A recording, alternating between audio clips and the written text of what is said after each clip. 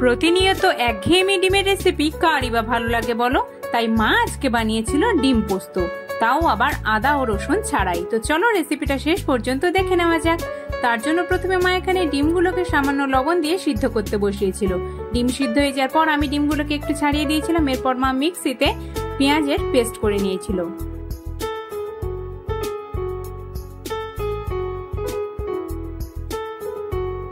এরপর কড়াইতে সর্ষের তেল দিয়ে দিয়েছিল হলুদ গুঁড়ো ও সামান্য লবণ। এরপর সিদ্ধ করে রাখা ডিমগুলোকে মা খুব ভালো করে লাল লাল করে ভেজে নিয়েছিল।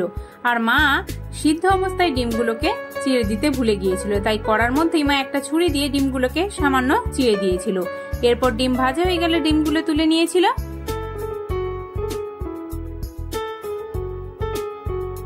এরপর ওই তেলের মধ্যেই মা ফোড়নে দিয়েছিল শুকনো লঙ্কা, গোটা গরম মশলা আর দিয়েছিল সামান্য পরিমাণে চিনি।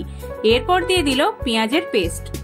সবকিছু দিয়ে একটু নাড়াচাড়া করে দিয়ে দিল টমেটো কুচি আর দিয়েছিল স্বাদ মতো লবণ, হলুদ গুঁড়ো আর দিয়েছিল লঙ্কা গুঁড়ো। এরপর সবকিছু দিয়ে আবারও খানিকক্ষণ মা খুব ভালোভাবে মিক্স করছিল।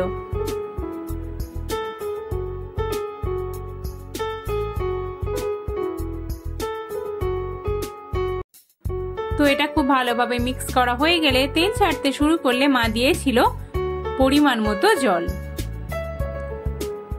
জল দিয়ে একটু নাড়াচাড়া করে একটু ফুটে এলেই মা দিয়েছিল পোস্ত বাটা।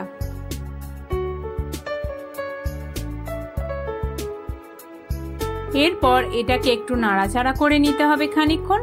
তারপরে আগে থেকে ভেজে রাখা ডিমগুলো দিয়ে দিতে হবে। ডিমগুলো দিয়ে এটাকে খানিকক্ষণ ফুটতে দিতে হবে। তো এখানে কিন্তু রংটা খুব সুন্দর এসেছিল আর দারুণ একটা গন্ধ বেরিয়েছিল। তো এখানে কিন্তু আমাদের রেসিপি প্রায় কমপ্লিট। তো এবার এগুলোকে মা সার্ভ করে দিচ্ছিল।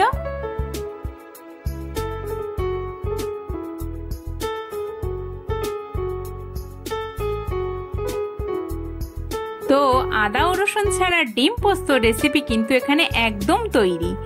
আর এটা কিন্তু জাস্ট অসাধারণ খেতে হয়েছিল।